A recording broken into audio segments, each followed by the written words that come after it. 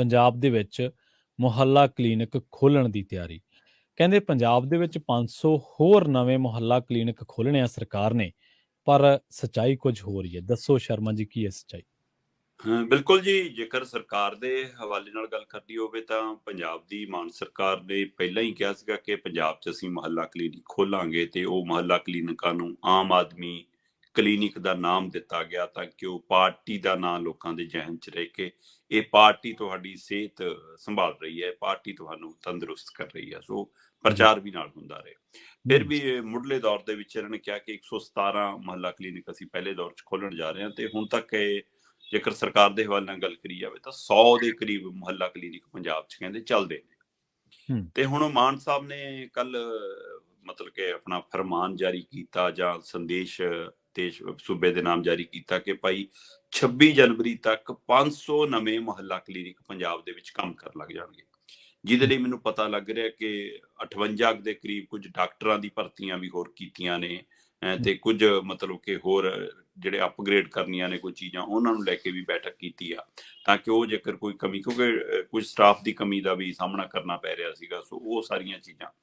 ਫਿਰ ਦੂਸਰਾ ਇਸ ਹਵਾਲੇ ਨਾਲ ਜਦੋਂ ਇਹ ਲਿਸਟ ਸਾਹਮਣੇ ਆ ਰਹੀ ਸੀਗਾ ਕਿ ਲੁਧਿਆਣੇ ਨੂੰ ਸਭ ਤੋਂ ਵੱਧ 47 ਮੁਹੱਲਾ ਕਲੀਨਿਕਾਂ ਦੇ ਮਿਲਣੇ ਆ, ਜਿਹੜੇ 500 ਖੁੱਲਣੇ ਉਹਨਾਂ ਚੋਂ। ਉਸ ਤੋਂ ਬਾਅਦ ਅੰਮ੍ਰਿਤਸਰ ਦੀ ਗੱਲ ਆਉਂਦੀ ਹੈ ਕਿ ਅੰਮ੍ਰਿਤਸਰ 'ਚ 44 ਮਿਲਣੇ ਆ, ਇਸੇ ਤਰ੍ਹਾਂ ਪਟਿਆਲਾ 'ਚ 40 ਮਿਲਣੇ ਆ, ਜਲੰਧਰ ਦੇ ਵਿੱਚ ਹੈ ਫਿਰ 37 ਦੇ ਕਰੀਬ ਹੈ, ਹੁਸ਼ਿਆਰਪੁਰ 'ਚ 33 ਦੇ ਕਰੀਬ ਹੈ, ਫਿਰ ਇਸੇ ਤਰ੍ਹਾਂ ਗੁਰਦਾਸਪੁਰ 'ਚ 33 ਦੇ ਕਰੀਬ ਹੈ, ਬਠਿੰਡਾ 'ਚ 26 ਤੋਂ ਵੱਧ ਮੁਹੱਲਾ ਕਲੀਨਿਕ ਖੁੱਲਣੇ ਆ, ਸੰਗਰੂਰ 'ਚ ਵੀ 26 ਨੇ, ਫਾਜ਼ਿਲਕਾ 'ਚ ਵੀ 25 ਦੇ ਕਰੀਬ ਨੇ। ਇਸੇ ਤਰ੍ਹਾਂ ਹੋਰ ਬਾਕੀ ਸਹਿਵਾਂ ਦੇ ਉੱਤੇ ਵੀ ਮਤਲਬ ਵੱਖੋ ਵੱਖ, ਕਿਤੇ 18 ਕਿਤੇ 20, ਏਦਾਂ ਕਹਿੰਦੇ 500 ਮੁਹੱਲਾ ਕਲੀਨਿਕ ਨਵੇਂ ਖੁੱਲ ਜਾਣੇ। ਸੋ ਚੰਗਾ ਵੀ ਲੱਗਦਾ ਕਿ ਹਾਂ ਪੰਜਾਬ ਦੀ ਸਿਹਤ ਨੂੰ ਲੈ ਕੇ ਸਰਕਾਰ ਜਿਹੜੀਆਂ ਗੱਲਾਂ ਕਰਦੀ ਸੀ ਉਹਨੂੰ ਲੈ ਕੇ ਯਤਨਸ਼ੀਲ ਆ।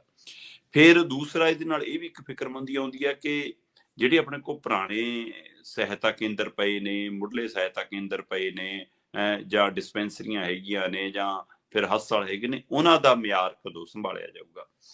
ਹੁਣ ਜੇ ਨਵੇਂ ਮੁਹੱਲਾ ਕਲੀਨਿਕ ਖੁੱਲਦੇ ਨੇ ਤਾਂ ਉਹਨਾਂ ਲੱਗਦਾ ਕਿ ਰੰਗ ਰੋਗਨ ਵਾਲਾ ਪਹਿਲਾਂ ਹਗਾਮਾ ਹੋ ਲਿਆ ਕਿ ਭਾਈ ਪੁਰਾਣਿਆਂ ਨੂੰ ਰੰਗ ਰੋਗਨ ਕਰਕੇ ਖਰਚਾ ਇੰਨਾ ਦਿਖਾਤਾ, ਤੇ ਇੱਧਰ ਆ ਦਵਾਈਆਂ ਨਹੀਂ ਹੈਗੀਆਂ, ਆਪਾਂ ਗੱਲ ਕਰਕੇ ਹਟਿਆ ਕਿ ਮੁੱਢਲੇ ਸਿਹਤ ਕੇਂਦਰਾਂ 'ਚ ਦਵਾਈਆਂ ਤੱਕ ਨਹੀਂ ਉਪਲਬਧ, ਫਿਰ ਉਹ ਕੀ ਹੋਊਗਾ।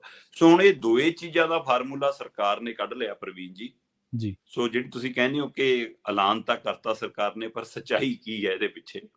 ਸੋ ਸੱਚਾਈ ਹੈ ਕਿ ਸਰਕਾਰ ਕਹਿੰਦੀ ਕਿ ਹਿੰਗ ਲੱਗੇ ਨਾ ਫਟਕਰੀ ਤੇ ਰੰਗ ਚੋਖਾ ਜੀ। ਸੋ ਹੁਣ ਉਹ ਫਾਰਮੂਲੇ ਤੇ ਮਾਨ ਸਰਕਾਰ ਕੰਮ ਕਰ ਰਹੀ ਹੈ। ਪੰਜਾਬ ਦੇ ਅੰਦਰ ਪਹਿਲਾਂ ਤੋਂ ਹੀ ਚੱਲ ਰਹੇ ਮੁੱਢਲੇ ਸਿਹਤ ਕੇਂਦਰ ਨੇ ਜਿਹੜੇ, ਉਹਨਾਂ ਨੂੰ ਮੁਹੱਲਾ ਕਲੀਨਿਕ ਦਾ ਨਾਮ ਦਿੱਤਾ ਜਾਣਾ ਜੀ। ਉਹਨਾਂ ਦੇ ਉੱਤੇ ਨਵਾਂ ਰੋਗਨ, ਨਵਾਂ ਸਲੋਗਨ, ਨਵੀਂ ਪੱਟੀ, ਨਵੀਂ ਫੱਟੀ, ਤੇ ਉਹ ਤੋਂ ਬਾਅਦ ਉਹਨੂੰ ਕਹਿਣਾ ਜੀ ਲਓ ਜੀ ਖੋਲਤਾ ਤੁਹਾਡੇ ਲਈ ਮੁਹੱਲਾ ਕਲੀਨਿਕ।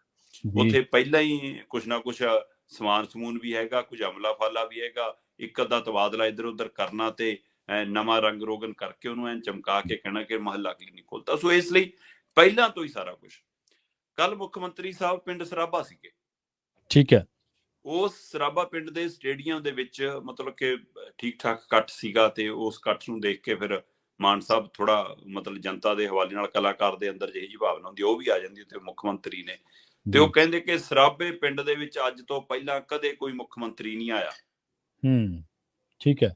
ਤੇ ਇਹ ਕਹਿਣ ਦੀ ਦੇਰ ਸੀਗੀ, ਜਾਂ ਉਹ ਕਹਿੰਦੇ ਕਿ ਇੱਥੇ ਕਦੇ ਕੁਛ ਨਹੀਂ ਹੋਇਆ, ਮਤਲਬ ਇਹ ਭੁੱਲ ਗਏ ਕਿ ਭਾਈ ਪਿੰਡ ਸਰਾਭੇ ਦੇ ਵਿੱਚ ਉਹਦੀ ਯਾਦਗਾਰ ਵੀ ਬਣੀ ਆ, ਸਮਾਰਕ ਵੀ ਬਣਿਆ, ਜਿਹੜਾ ਐਡੇ ਵੱਡੇ ਸਟੇਡੀਅਮ ਵਿੱਚ ਸਮਾਗਮ ਕਰ ਰਹੇ ਹੋ ਇਹ ਵੀ ਕਿਸੇ ਨੇ ਬਣਾਇਆ। ਸੋ ਹਾਂ, ਉਹ ਚੋਂ ਖਾਦਾ ਨਹੀਂ ਖਾਦਾ ਇਹ ਜਾਂਚ ਦਾ ਵਿਸ਼ਾ ਹੋ ਸਕਦਾ ਕਿ 100 ਰੁਪਇਆ ਜਾਰੀ ਕਰਕੇ ਉਹ ਚੋਂ 50 ਲਾਏ ਜਾਂ 50 ਖਾਦੇ, ਪਰ ਪਹਿਲਾਂ ਵੀ ਕੁਝ ਬਣਿਆ ਤਾਂ ਜਿੱਥੇ ਤੁਸੀਂ ਬੈਠੇ ਹੋ, ਜਿਸ ਮੰਚ ਤੋਂ ਬੋਲ ਰਹੇ ਹੋ, ਉਹ ਵੀ ਤਾਂ ਕਿਸੇ ਨੇ ਬਣਾਇਆ। ਉਹ ਮੋਦੀ ਵਾਲਾ ਫਾਰਮੂਲਾ ਕਿ ਪਹਿਲਾਂ ਤਾਂ ਕਦੇ ਹੋਇਆ ਹੀ ਨਹੀਂ ਕੁਛ, ਜੀ ਮੇਰੇ ਹੀ ਰਾਜ ਹੋਇਆ, ਉਸੇ ਤਰ੍ਹਾਂ ਦਾ ਇਹਨਾਂ ਨੇ। ਤੇ ਉਹ ਦੇਰ ਸੀ ਕਹਿਣ ਦੀ ਕਿ ਅਜੇ ਸਟੇਡੀਅਮ ਚੋਂ ਬਾਹਰ ਨਹੀਂ ਆਏ ਮਾਨ ਸਾਹਿਬ, ਅਕਾਲੀਆਂ ਨੇ ਲੈਣ ਲਾਤੀ। ਕਿਆ ਚੱਕੋ ਜੀ, ਬਾਦਲ ਸਾਹਿਬ ਨੇ ਇੱਥੇ ਸੰਗਤ ਦਰਸ਼ਨ ਵੀ ਕੀਤਾ, ਬਾਦਲ ਸਾਹਿਬ ਨੇ ਹਰ ਸਾਲ ਇੱਥੇ ਫੇਰੀ ਵੀ ਲਾਈ, ਬਾਦਲ ਸਾਹਿਬ ਨੇ ਆ ਵੀ ਕੀਤਾ। ਸੋ ਉਸੇ ਤਰ੍ਹਾਂ ਮਤਲਬ ਕਿ ਉਹ ਇਹ ਜਿਸ ਤਰੀਕੇ ਨਾਲ ਉੱਥੇ ਆਪਣਾ ਪ੍ਰਚਾਰ ਕਰਕੇ ਆਏ ਕਿ ਤੋਂ ਪਹਿਲਾਂ ਕੁਛ ਨਹੀਂ ਹੋਣਾ, ਉਸੇ ਤਰ੍ਹਾਂ ਇਹ ਪੁਰਾਣੇ ਬਣੇ ਹੋਏ ਸਿਹਤ ਕੇਂਦਰ ਉਹ ਵੀ ਤਾਂ ਕਿਸੇ ਸਰਕਾਰ ਨੇ ਕਦੇ ਜਾਰੀ ਕੀਤੇ ਹੋਣੇ ਜੀ। ਬਿਲਕੁਲ 500 ਤੋਂ ਵੱਧ 500 ਨਵੇਂ ਮੁਹੱਲਾ ਕਲੀਨਿਕ ਖੋਲਣੇ ਆ, 521 ਪੰਜਾਬ ਦੇ ਸਿਹਤ ਵਿਭਾਗ ਨੇ ਮੁੱਢਲੇ ਸਿਹਤ ਕੇਂਦਰ ਨੇ ਜਿਹੜੇ ਉਹ ਮਾਰਕ ਕਰ ਲਏ। ਠੀਕ ਹੈ। ਉਹਨਾਂ ਨੂੰ ਪੁਆਇੰਟ ਕਰ ਲਿਆ, ਪਿਨ ਆਊਟ ਕਰ ਲਿਆ ਕਿ ਆਹ 521 ਨੇ, ਇਹਨਾਂ 521 ਚੋਂ ਆਪਾਂ 500 ਨੂੰ ਪਹਿਲੇ ਝੱਟੇ ਹੀ ਮੁਹੱਲਾ ਕਲੀਨਿਕ ਬਣਾਉਣਾ। ਸੋ ਉਹ ਸਾਡੇ ਪਿੰਡਾਂ 'ਚ ਨੇ, ਸਾਡੇ ਕਸਬਿਆਂ 'ਚ ਨੇ, ਉਹ ਪੰਚਾਇਤ ਨਾਲ ਮਿਲ ਕੇ ਚੱਲਦੇ ਨੇ ਕੁਝ, ਉਹ ਨੇ। ਉਹਨਾਂ ਸਾਰਿਆਂ ਨੂੰ ਹੁਣ ਇਕੱਠਿਆਂ ਕਰਕੇ 521 ਨੂੰ ਇਹਨਾਂ ਨੇ ਮਾਰਕ ਕਰ ਲਿਆ ਕਿ ਆਹ ਭਾਈ ਸਾਡੇ ਸਿਹਤ ਕੇਂਦਰ ਹੈਗੇ ਨੇ, ਜਿਹੜੇ ਮੁੱਢਲੇ ਸਿਹਤ ਕੇਂਦਰ ਨੇ ਜਾਂ ਕੁਝ ਕਲੀਨਿਕ ਨੇ, ਉਹ ਸਾਰੇ ਜਿਹੜੇ ਡਿਸਪੈਂਸਰੀ ਟਾਈਪ ਨੇ, ਉਹਨਾਂ ਸਾਰਿਆਂ ਨੂੰ ਮਾਰਕ ਕਰ ਲਿਆ। ਲਿਸਟ ਤਿਆਰ ਹੋ ਗਈ ਤੇ ਉਹਨਾਂ ਦੇ ਲਈ ਹਦਾਇਤ ਹੋ ਗਈ ਕਿ ਇੱਥੇ ਉਹ ਪਹਿਲੇ ਮੁਹੱਲੇ ਕਲੀਨਿਕਾਂ ਦੇ ਹਿਸਾਬ ਨਾਲ ਉਹੋ ਜਿਹਾ ਸਮਾਨ ਘੱਟੋ ਘੱਟ ਜਿਹੜਾ ਹੈਗਾ ਠੀਕ ਹੈ, ਜਿਹੜਾ ਨਹੀਂ ਹੈ ਉਹ ਕਿੰਨਾ ਕੁ ਜਾਰੀ ਕਰਨਾ ਪੈਣਾ, ਰੰਗ ਰੋਗਨ ਲਈ ਇਕੱਠਾ ਠੇਕਾ ਦੇਣਾ, ਕੀ ਕਰਨਾ, ਉਹਦੀ ਪੂਰੀ ਕਵਾਇਦ ਤਿਆਰ ਹੈ। ਤੇ ਉਹ ਤੋਂ ਬਾਅਦ ਹੀ ਮੁੱਖ ਮੰਤਰੀ ਸਾਹਿਬ ਸਾਹਮਣੇ ਆਏ ਨੇ। ਸੋ ਇਹ 26 ਜਨਵਰੀ ਹੁਣ ਜ਼ਿਆਦਾ ਦੂਰ ਤਾਂ ਹੈ ਨਹੀਂ। ਜੇ 26 ਜਨਵਰੀ ਤੱਕ ਨਵੇਂ ਬਣਨੇ ਹੁਣ ਤਾਂ ਬਣ ਜਾਣਗੇ ਜੀ ਜੀ। ਤੇ ਇਸ ਲਈ ਇੱਥੋਂ ਫਿਰ ਆਪਣੇ ਆਪ ਹਿਸਾਬ ਸਮਝ ਆਉਂਦਾ ਕਿ ਹਾਂ ਇਹਦਾ ਮਤਲਬ ਭਾਈ ਪੁਰਾਣਿਆਂ ਨੂੰ ਇਹ ਹੀ ਉਹਨਾਂ ਨੇ ਨਾਮ ਦੇਣਾ। ਸੋ ਇਹ ਵੈਸੇ ਵੀ ਮਤਲਬ ਕਿ ਸਿਹਤ ਵਿਭਾਗ ਦੀ ਜ਼ਿੰਮੇਵਾਰੀ ਬਣਦੀ ਆ ਕਿ ਉਹ ਪੰਜਾਬ ਦੇ ਵਿੱਚ ਇਹਨਾਂ ਸਿਹਤ ਕੇਂਦਰਾਂ ਦੀ, ਇਹਨਾਂ ਮੁਹੱਲਾ ਕਲੀਨਿਕਾਂ ਦੀ, ਇਹਨਾਂ ਡਿਸਪੈਂਸਰੀਆਂ ਦੀ, ਇਹਨਾਂ ਹਸਪਤਾਲਾਂ ਦੀ ਦੇਖ ਰੇਖ ਕਰੇ, ਉਸ ਹਿਸਾਬ ਨਾਲ ਉੱਥੇ ਸਾਰਾ ਸਮਾਨ ਅਮਲਾ ਫਲਾ ਤੈਨਾਤ ਕਰੇ।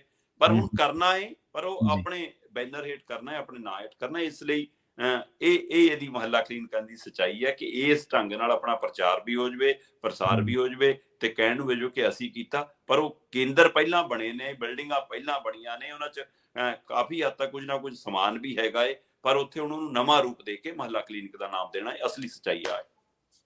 ਜੀ ਜੀ ਜੀ।